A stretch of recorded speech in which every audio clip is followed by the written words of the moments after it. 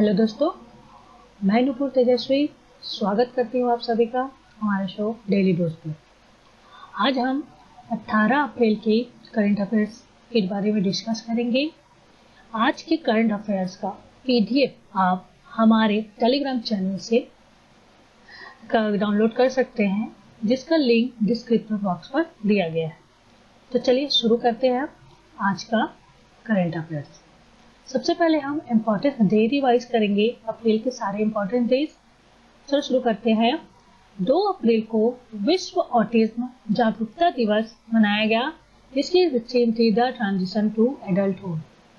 2 अप्रैल को अंतर्राष्ट्रीय बाल पुस्तक दिवस मनाया गया, थीम थी हंगर फॉर वर्ड्स। 4 अप्रैल को अंतर्राष्ट्रीय खदान जागरूकता दिवस मनाया गया, इसकी थीम थी टुगेदर फॉर माइन एक्शन। 5 अप्रैल को राष्ट्रीय समुद्र दिवस मनाया गया, इसकी थीम थी Indian ocean and ocean of opportunity. 6 अप्रैल को international day of sports for development and peace मनाया गया। इसके साथ ही 7 अप्रैल को विश्व स्वास्थ्य दिवस मनाया गया, सभी के लिए स्वास्थ्य देखभाल। उसके साथ ही 10 अप्रैल को विश्व होम्योपैथी दिवस मनाया गया। 11 अप्रैल को राष्ट्रीय सुरक्षित मातृत्व दिवस मनाया गया और राष्ट्रीय पालतू दिवस 11 अप्रैल को ही मनाया गया। 12 अप्रैल को अंतर्राष्ट्रीय मानव अंतरिक्ष उड़ान दिवस मनाया गया। 13 अप्रैल को जलियांवाला बाग नरसंहार की 101वीं वर्षगांठ मनाई गई। भारतीय सेना ने सियाचिन दिवस मनाया 13 अप्रैल को। ठीक, वर्ल्ड चैगास डिसीज डे 14 अप्रैल को मनाया गया और साथ ही डॉक्टर BR अम्बेडकर की 129वीं जयंती 14 अप्रैल को ही मनाई गई। 15 अप्रैल को विश्व कला दिवस मनाया गया। ठीक, उसके साथ ही जो 17 अप्रैल को विश्व हीमोफिलिया दिवस मनाया गया, इसकी थीम थी गेट इन्वॉल्व। ठीक है दोस्तों, ये तो था हमारा इम्पोर्टेंट डे जिसे हमने रिवाइज कर लिया। उसके साथ ही आप देश विदेश की जानकारी लेते हैं। सबसे पहले क्वेश्चन है, निम्न में से किस राज्य ने लॉकडाउन के दौरान लोगों को फलों और सब्जियों की होम डिलीवरी की सुविधा देने के लिए वेबसाइट सीजी हॉट लॉन्च किया है?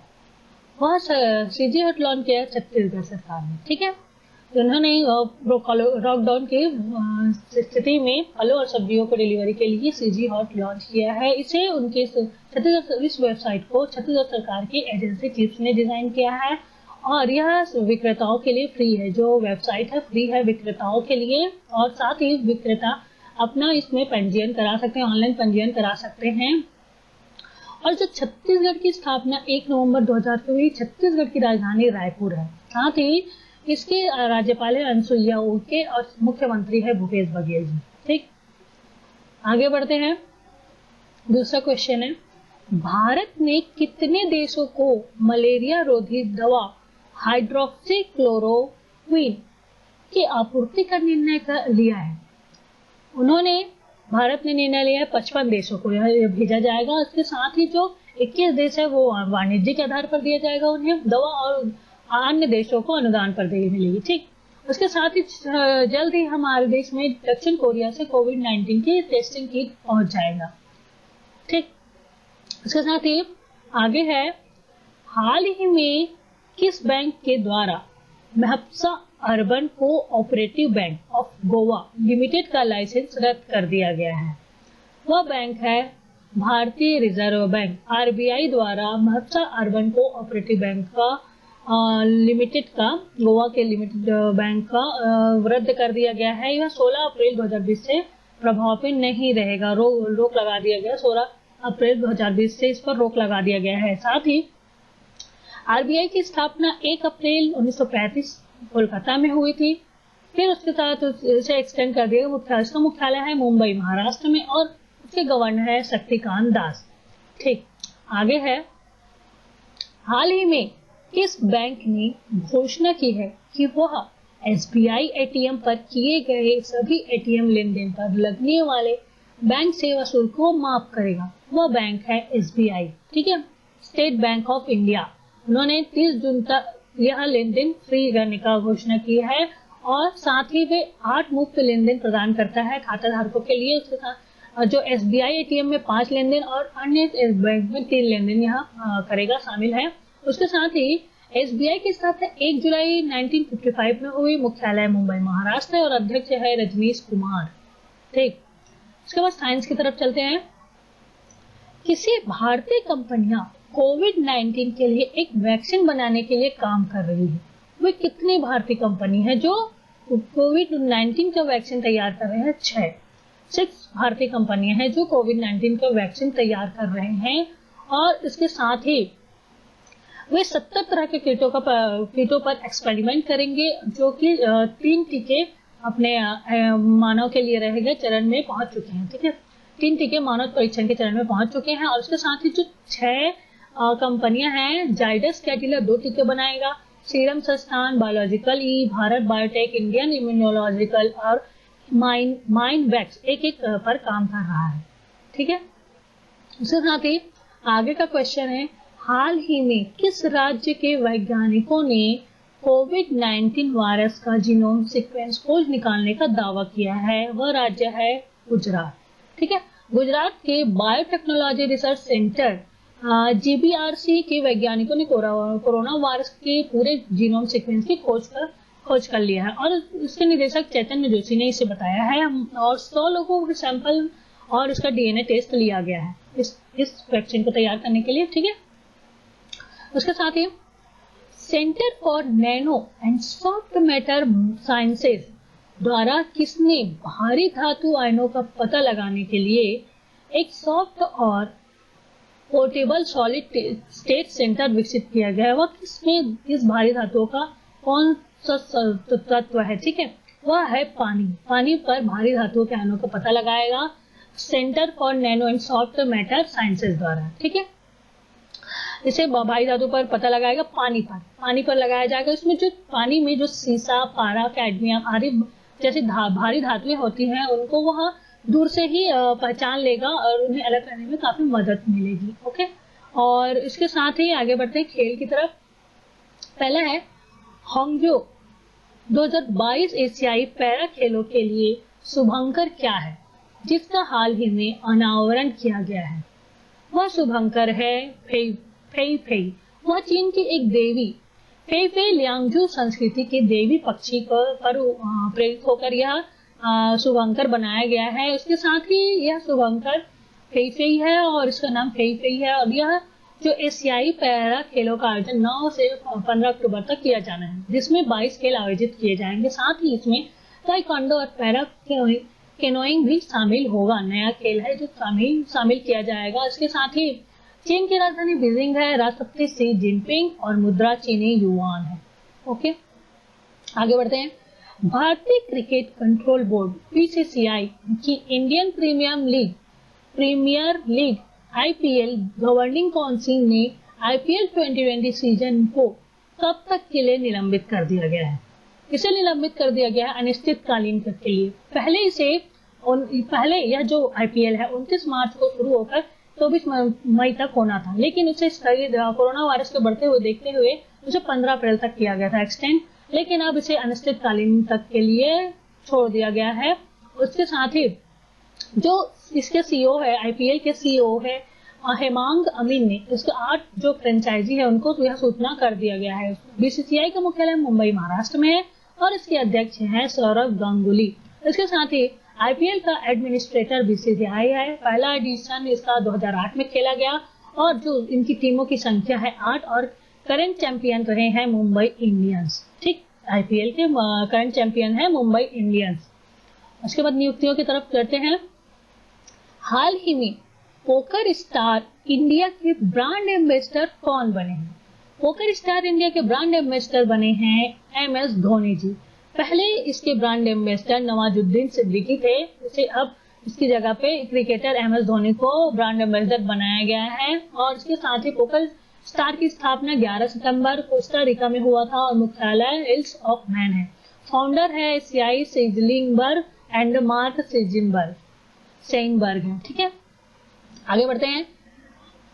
अब्देलवहाब आइसाउ द्वारा स्पार्टन कोड के अरबी फिक्शन के लिए 13वां अंतरराष्ट्रीय पुरस्कार जीता है। वे कहां से हैं?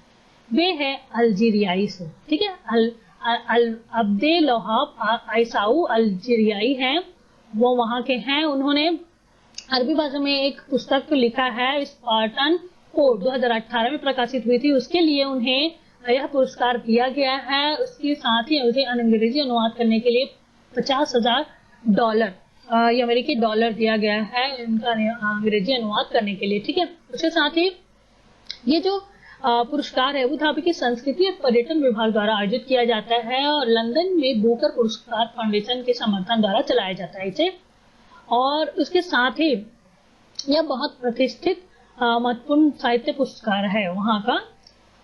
उसके साथ ही तीसरा है भारतीय क्रिकेट टीम के किस खिलाड़ी को दुबई स्थित क्रिकेट अकादमी क्रिकिंगडम का ब्रांड दूत नियुक्त किया गया है। वह भारतीय क्रिकेट खिलाड़ी है रोहित शर्मा। ठीक है, रोहित शर्मा को चुना गया है उसके लिए। और साथ ही साथ इसमें जो ऑनलाइन प्लेटफॉर्म पर कोचिंग की सुविधा उपलब्ध कराई जाती है, इसके साथ ही कोचों की सेवाओं और मैदान और नेट और की सुविधाएं उपलब्ध कराई जाती है इसमें। रोहित शर्मा का अकादमी में निदेशक के रूप में भी प्रस्तावित किया गया उनका नाम। और इस यह अकादमी 4 वर्ग में कोचिंग देती है। ओके, ठीक है। इसके बाद है हाल ही में किसने सामाजिक नवाचार के लिए एडिशन अवार्ड जीता है। सामाजिक नवाचार के लिए एडिशन अवार्ड जीता है टाटा पावर ने। ठीक है, टाटा पावर के अच्छे कामों की वजह से उन्हें यह एडिशन अवार्ड दिया गया, सामाजिक नवाचार के लिए एडिशन अवार्ड दिया गया है। कंपनी ने यह पुरस्कार अपने क्लब इंजरी स्विच ऑन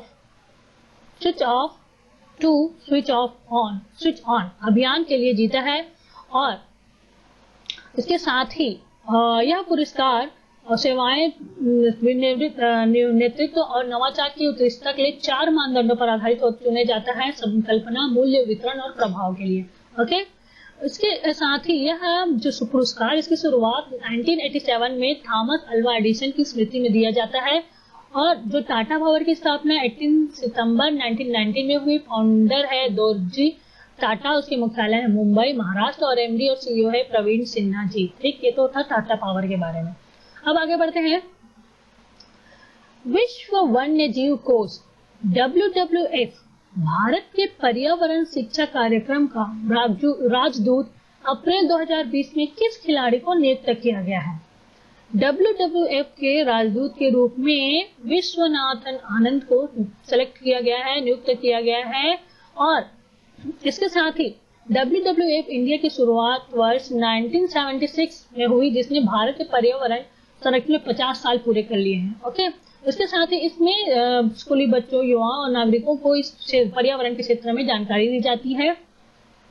और WWF की स्थापना 29 अप्रैल 1961 में हुई। मुख्यालय ग्लैंड स्विट्जरलैंड है और निदेशक है मार्को लैम्बर्टिनी। ठीक, उसके साथ है आगे का क्वेश्चन। भारत संचार निगम लिमिटेड के अध्यक्ष और प्रबंध निदेशक का क्या नाम है, जिन्होंने महानगर टेलीफोन निगम लिमिटेड के CMD के रूप में अतिरिक्त प्रभार संभाला है। उनका नाम है PK पुरवार। ठीक है, PK पुरवार जी ने MTL BSNL के MD और BSNL के अध्यक्ष और प्रबंध निदेशक PK पुरवार को MTNL के CMD के रूप में अतिरिक्त प्रभार सौंप दिया गया है। वे अपना 15 अप्रैल 2020 से अपना पद कार्यभार संभाल लिया है उन्होंने। उसके साथ ही जुलाई 2019 में BSNL के अध्यक्ष बनाया गया था PK पुरवार को। BSNL की स्थापना 15 सितंबर 2000 को हुई। BSNL के मुख्यालय नई दिल्ली है। MTNL की स्थापना 1 अप्रैल 1986 में हुई और MTL का मुख्यालय नई दिल्ली है। इसके साथ ही आगे बढ़ते हैं। इंटरनेशनल वेट लिफ्टिंग फेडरेशन के अध्यक्ष का क्या नाम है, जिन्होंने भ्रष्टाचार और भ्रष्टाचार के उल्लंघन के आरोप के मद्देनजर इस्तीफा दे दिया था।